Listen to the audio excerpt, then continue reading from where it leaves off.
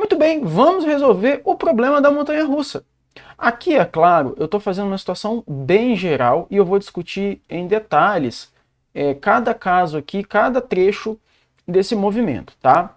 A maior parte dos problemas que aparecem nessa parte do conteúdo, né? A maior parte dos exercícios que aparecem ao longo desse conteúdo se referem a, digamos assim, subproblemas que estão embutidos aqui dentro.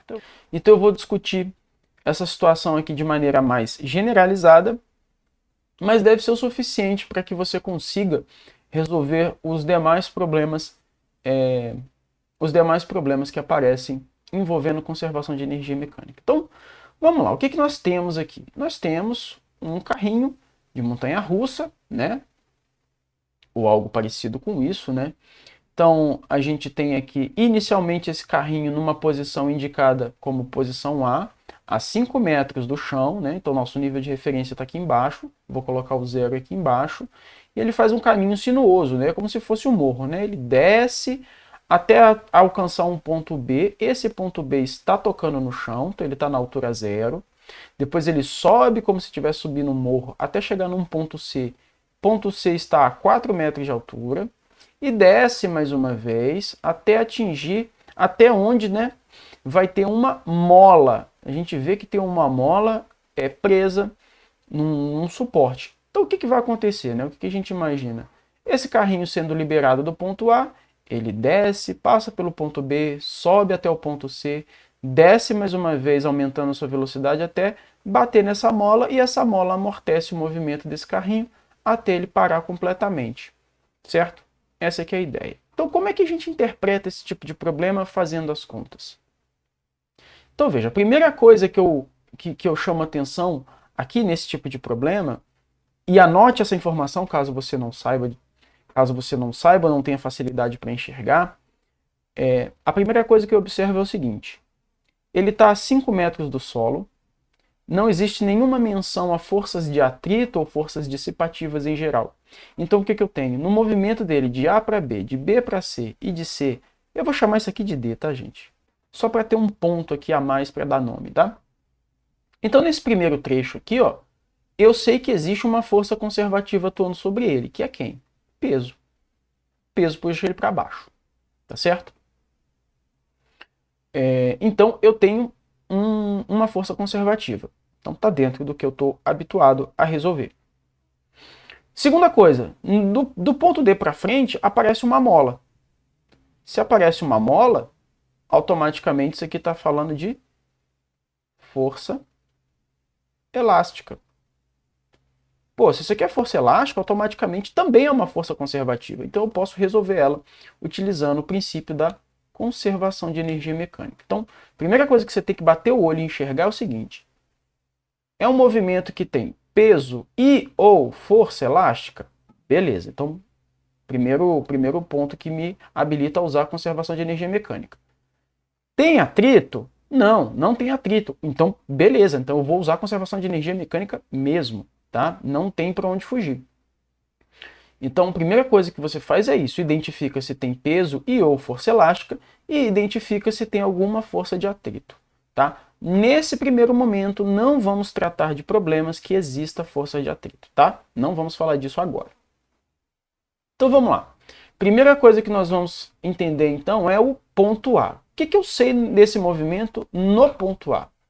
Primeira informação que eu sei, não está escrito aqui, tá, gente? Mas, em regra, quando o movimento acontece inicialmente num ponto mais alto, tá? A gente sabe que a velocidade aqui no ponto A é zero, tá? Isso é uma condição do seu problema. O enunciado que você vai se deparar vai ser muito claro com relação a isso. Como que ele vai te dizer isso? Observe a figura e considere que o movimento inicia a partir do repouso. Então ele está dizendo que a velocidade inicial é zero, a velocidade no ponto A é zero. Ou considere que a velocidade no ponto A é zero. Então ele vai falar isso explicitamente. Tem várias formas dele falar isso, tá? Então a primeira coisa que a gente sabe é que no ponto A velocidade no ponto A é zero, tá? E o que eu sei disso? Eu sei que o ponto A também está a uma determinada altura, uma altura HA de 5 metros em relação ao solo. Então, Pelo princípio da conservação da energia mecânica, o que eu posso escrever aqui sobre o ponto A? Eu posso escrever a energia mecânica no ponto A, que é o quê? A energia potencial no ponto A somado com a energia cinética de A. Mas quem que é a energia potencial no ponto A? Veja, no ponto A eu só tenho o corpo sob a ação do peso. Não existe, a mola que está aqui não está atuando no carrinho que está no ponto A. A mola está lá longe. Então não vou nem pensar em mola aqui. Energia potencial no ponto A só tem uma. É a energia potencial gravitacional, devido a 5 metros de altura em relação ao solo. Então vai ficar assim. O que é a nossa energia mecânica no ponto A?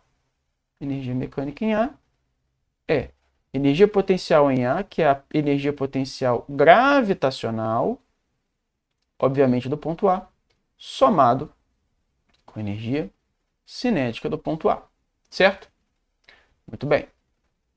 Ah, como é que eu faço a conta daqui para frente? Eu tenho que fazer a energia mecânica misturado desse jeito aqui? Não, você pode fazer separado. Vamos fazer separado aqui, ó. O que é energia mecânica, o que é energia potencial gravitacional do ponto A? Vamos considerar então nesse problema alguns valores importantes. Vamos supor que a massa desse conjunto aqui seja de 150 kg. Tá? Todo o conjunto, o carrinho mais as pessoas que estão dentro dele, o conjunto inteiro vai ter 150 kg de massa, e vamos considerar também que a gravidade vale 10 metros por segundo ao quadrado. Lembrando que esses valores são todos dados do problema que você está resolvendo. Eu estou considerando esses valores aqui, tá? O valor pode mudar, mas a ideia é exatamente a mesma. Muito bem, vamos calcular então a energia potencial gravitacional. Como que faz isso mesmo? Massa vezes a gravidade vezes a altura do ponto A. Então, a energia potencial gravitacional de A vai ser a massa, que é 150, multiplicado pela gravidade, que é 10, multiplicado pela altura que está aqui no desenho, 5 metros. Então, vamos lá. Então, a energia potencial gravitacional de A vai ser 7.500 joules. Então, já temos aqui energia potencial gravitacional. Vamos para a energia cinética no ponto A. Essa aqui é fácil, né? Como é que calcula a energia cinética mesmo? Massa vezes a velocidade no ponto ao quadrado, tudo isso dividido por 2. Por que essa aqui é fácil? Ora, a massa é 150, mas quanto que é a velocidade no ponto A? 0, está lá. Ele parte do repouso, ele inicia com velocidade igual a 0. Então, 0 ao quadrado dá 0, vezes 150 dá 0, dividido por 2, 0. Ou seja, essa energia aqui vai dar 0. Resumindo, então, organizando aqui, né, ou pelo menos tentando organizar, né? Quem que é a energia mecânica, então, no ponto A? A energia mecânica em A, então, vai ser a soma da energia potencial gravitacional com a cinética, que vai dar 7.500, mais 0, que é 7.500. Então, a energia mecânica em A é 7.500 joules. Qual que é a consequência disso? Veja, estamos apenas no ponto A. Mas, se o meu problema não tem força dissipativa, e nesse caso ele não tem, a energia mecânica que eu encontrei no ponto A, ela vai valer para qualquer ponto desse movimento. Então, se eu já fiz o cálculo e já determinei que a energia mecânica aqui em cima é 7.500 joules, eu sei que ela vai ser 7.500 aqui embaixo, aqui em cima de novo, até ela tocar nessa mola. E depois que ela comprimir a mola, que a mola vier totalmente comprimida aqui para dentro, também vai ser 7.500. Por que eu posso dizer isso? Porque o valor da energia é o mesmo. O que está se modificando ao longo desse movimento é o tipo de energia. Enquanto ele está aqui em cima, eu só tenho energia potencial gravitacional. Veja que a cinética deu 0. Só que quando ele estiver aqui no ponto B, por exemplo, vai inverter. Ele não vai ter energia potencial gravitacional. Por quê? Porque o ponto B já está no 0, no meu nível de referência. Em contrapartida, aqui embaixo ele vai ter uma velocidade diferente de 0. Inclusive vai ser a velocidade mais alta dele. Quando ele subir para o ponto C, ele vai ter um pouquinho dos dois. Por que ele vai ter um pouquinho dos dois? Porque ele vai ter altura, mas ele não vai estar parado aqui em cima. Ele vai ter uma sobra de energia para ter uma determinada velocidade e conseguir pular aqui para baixo, passar para diante. Está conseguindo enxergar onde que a gente vai? Consegue perceber como que esse tipo de análise permite que você resolva problemas um pouco mais complexos com alguma simplicidade? Tá? Essa que é a ideia. Então vamos lá, vamos refazer exatamente o mesmo cálculo da energia mecânica, só que para o ponto B. Então, no ponto A, qual a conclusão que eu cheguei? Primeiro, a energia cinética é zero, a energia potencial é 7.500, a energia mecânica, que é a soma das duas, 7.500. Segunda coisa que eu já posso dizer, a energia mecânica, que é 7.500, vai continuar sendo a mesma o tempo todo. Então, para o ponto B, o que eu sei do ponto B? Vamos marcar as informações do ponto B. Eu sei que o ponto B, vamos lá, eu sei que a altura do ponto B é 0 metros, porque ele está no meu nível de referência. Ele está no chão, e o chão é meu nível de referência. Só que aqui no ponto B, ele tem uma velocidade B que eu não sei quanto que vale. Será que isso é um problema para a gente interpretar a situação? Não, não é. Por onde que a gente começa? Pela energia mecânica. O que é a energia mecânica do ponto B? É a soma da energia potencial do ponto B mais a energia cinética do ponto B. Então, vamos fazer como a gente fez no ponto A. Vamos fazer por pedaços. O que é a energia potencial do ponto B? É a massa vezes a gravidade vezes a altura do ponto B. Mas veja, a altura do ponto B é zero. Então, a energia potencial do ponto B vai ser 150 vezes a gravidade, que é 10, vezes zero. 10 vezes zero dá zero, vezes 150 dá zero. Ou seja, a energia potencial em B é zero. Não existe energia potencial gravitacional em B, certo? E a energia cinética em B? Vamos lá, vamos fazer o cálculo. A energia cinética em B é massa vezes a velocidade no ponto B ao quadrado dividido por 2. A energia cinética em B é quanto que é a massa? 150. Mas quanto que vale a velocidade dele em B? Eu não sei. Eu não consigo melhorar essa conta. Eu não consigo fazer mais conta do que isso. Tá? O que eu posso aqui é dividir o 150 por 2 só para simplificar essa fração. Mas eu estou travado nesse ponto. Eu não consigo ir mais adiante. Tá, mas então não consigo fazer mais nada? Não. Falta a terceira informação que a gente não usou aqui. A energia mecânica de B não é a soma da potencial com a cinética? Pois bem, vamos escrever ela aqui. Energia mecânica de B é igual a zero, que é a energia potencial, mais a energia cinética, que é esse cara que a gente acabou de achar aqui e ficou preso. 150 vezes VB ao quadrado, tudo isso dividido por 2. Ou seja, a energia mecânica de B, 150 vezes VB ao quadrado, tudo isso dividido por 2. Tá, mas você não me ajudou em nada. Eu não estou conseguindo ir para frente aqui. Aí que vem um detalhe. A energia mecânica não é conservada? Não é isso? Não é isso todo o mote da nossa aula de hoje? A conservação da energia? Se ela se conserva, quer dizer que a energia mecânica é sempre a mesma. E quanto que a gente achou o valor da energia mecânica lá atrás? 7.500. Ah, e aqui? Quanto que ela vai ser? 7.500. Então veja, eu sei que a energia mecânica em B é igualzinha à energia mecânica em A. Então se a energia mecânica aqui é 7.500, aqui embaixo a energia mecânica também vai ser 7.500. E aí eu posso substituir o valor aqui e fazer essa conta. Então vai ficar 7.500 é igual a 150 vezes VB ao quadrado. Tudo isso dividido por 2. Aqui eu vou fazer a simplificação, tá? 150 por 2 vai dar 75. E aí, deixa eu melhorar aqui, né? Vamos fazer a conta direitinho. Muito bem, então fazendo a divisão aqui, né? Simplificando para ficar mais fácil. Como que vai ficar? 7.500 é igual a 75 vezes V ao quadrado.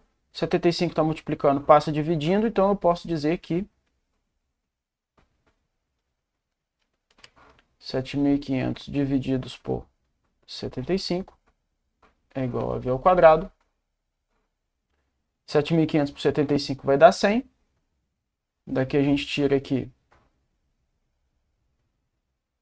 V ao quadrado é igual a 100.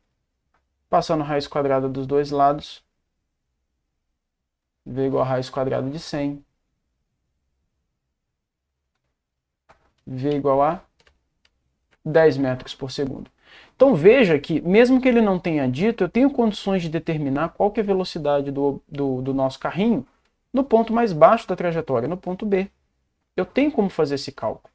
Basta que eu use o princípio da conservação da energia mecânica. Tá? E o que eu posso fazer daqui para frente? A mesma ideia. Eu sei que a energia mecânica que eu encontrei lá no A, que é 7.500, vai continuar no ponto B, vai continuar no ponto C, inclusive. Aqui também a energia mecânica ela é 7.500. Tá? E é isso que nós vamos fazer aqui agora. Eu vou fazer o último, vou fazer o cálculo desse pedaço também. Vamos lá. Para o ponto C, nós já sabemos que a energia mecânica em C tem que ser a energia potencial gravitacional em C somado com a energia cinética em C. Então, vamos fazer separadamente. Veja que a energia potencial gravitacional é 150 vezes 10 vezes 4. Então, a energia potencial gravitacional em C vai dar 6.000 joules. Está aqui a energia potencial gravitacional no ponto C. E o que é energia cinética no ponto C? Vai ser massa vezes velocidade no ponto C ao quadrado dividido por 2. Veja que a energia no ponto C, a energia cinética no ponto C, ela tem a mesma expressão da energia cinética que a gente fez no ponto B, 150 vezes velocidade ao quadrado sobre 2. A única diferença aqui é o valor da velocidade no ponto C, que, novamente, neste caso aqui, nós não conhecemos. Porém, nós sabemos que a energia mecânica é conservada. Então, a gente sabe que a energia mecânica em C tem o mesmo 7.500 joules que tinha no ponto A, que tinha no ponto B.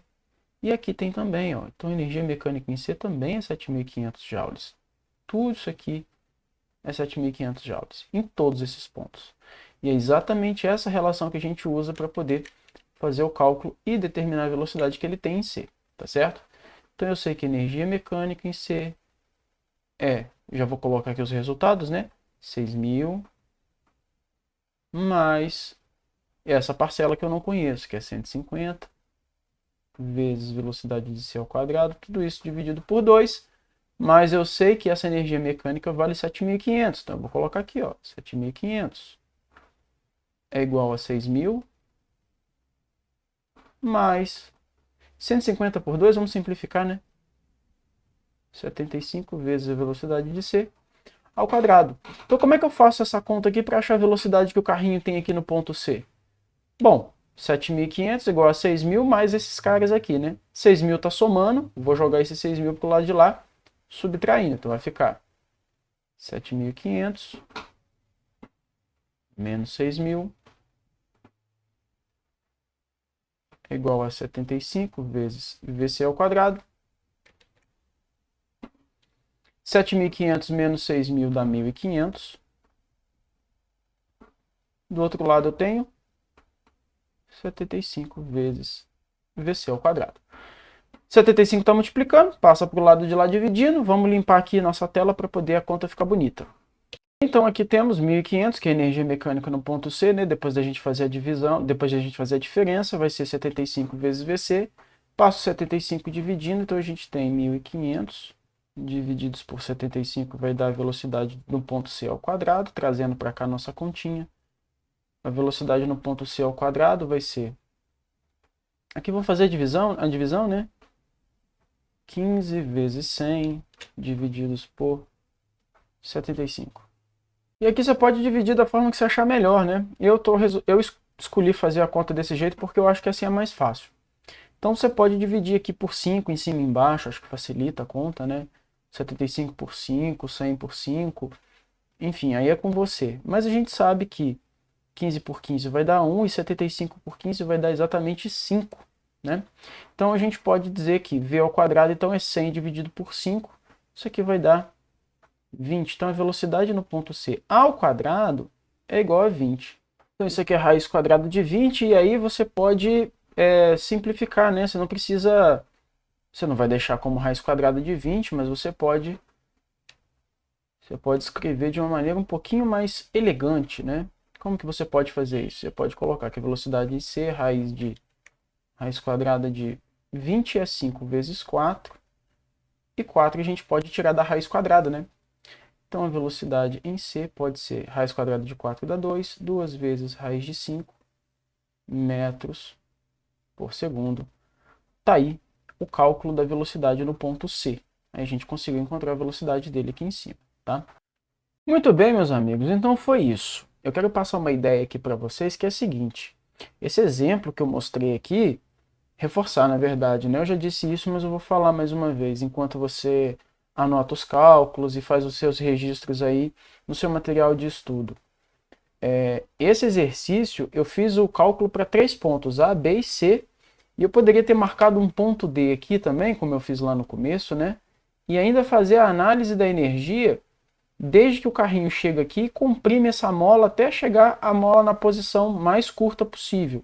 Ou seja, ele vai comprimir a mola e transformar toda a energia de movimento que ele tinha, toda a energia cinética, em energia potencial elástica, tá? Não vou fazer esse cálculo porque eu teria que assumir o valor da constante da mola e eu não quero fazer isso aqui nesse momento. Eu acho que eu já me alonguei demais nos detalhes das contas, tá? Mas tenha em mente o seguinte: qualquer problema que você fosse deparar nessa parte de conservação de energia, vão ter etapas semelhantes a essa. Aqui eu tenho um carrinho que está descendo, passando por um monte de morrinho, subindo e descendo. Você pode se deparar com um carrinho de montanha-russa que vai fazer um loop, dar uma volta completa, virar de cabeça para baixo e prosseguir o movimento. Pode ser um lustre que está preso no teto e a corda arrebenta e ele vai caindo. Todos esses problemas, lembra sempre, se a gente está falando de força conservativa, não interessa o caminho que ele está fazendo. Você não precisa se preocupar com o trajeto que ele está fazendo. Você tem que saber o ponto que ele está e o ponto que ele vai chegar. Tá? É isso que você precisa saber. Então, entenda a lógica aqui para você conseguir resolver os problemas. Qual que é a lógica? Eu tenho um ponto inicial, eu tenho um ponto final. Se o movimento é grande, como esse aqui, de A, B, C, D, E, enfim, você quebra ele em pedaços menores, aqueles pedaços que mais te interessam, tá? Então sempre pega os pontos interessantes, pega os pontos que são mais importantes para aquele problema e aplica a mesma ideia. Então, nesse caso aqui, eu sei que o ponto A e o ponto B são pontos interessantes. É um primeiro trecho desse movimento, é um primeiro trecho que está acontecendo. Então eu sei o ponto onde ele começa o movimento, onde ele termina o movimento.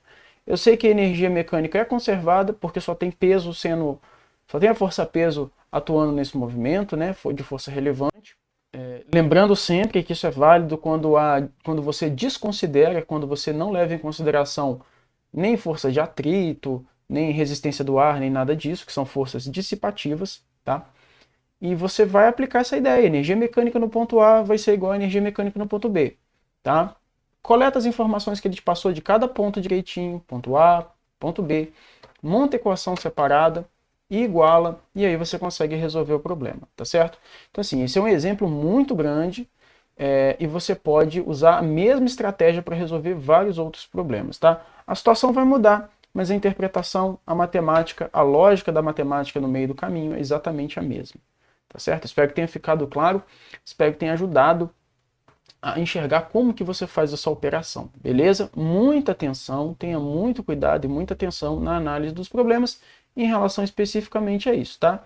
Então lembra, você começa olhando, tem peso e força elástica? Então beleza, força conservativa. Eu conheço as informações nos pontos por onde o meu objeto está passando? Ótimo também, excelente. E aí eu uso a ideia da conservação da energia mecânica, que é a soma da energia potencial com a energia cinética em qualquer ponto daquele movimento tem que ser igual em todo momento. Beleza? E é isso, para a gente encerrar. Você que chegou até aqui, eu gostaria que você fizesse esse exercício, essa atividade. Escreve agora 2 ou 3 frases que sintetizem, expliquem aquele conceito, aquela ideia mais importante que a gente viu durante a aula de hoje. Tá certo? Marca, escreva. Se você quiser, escreva, coloque aí nos comentários. É bom que a gente pode comparar definições diferentes, formas diferentes de explicar. Mas mais importante, escreva você com suas palavras e escreva no seu caderno, faça esse registro. Isso vai te ajudar muito, tá certo? Então é isso, meus amigos. Eu espero tê-los ajudado. Um forte abraço e cuide-se bem.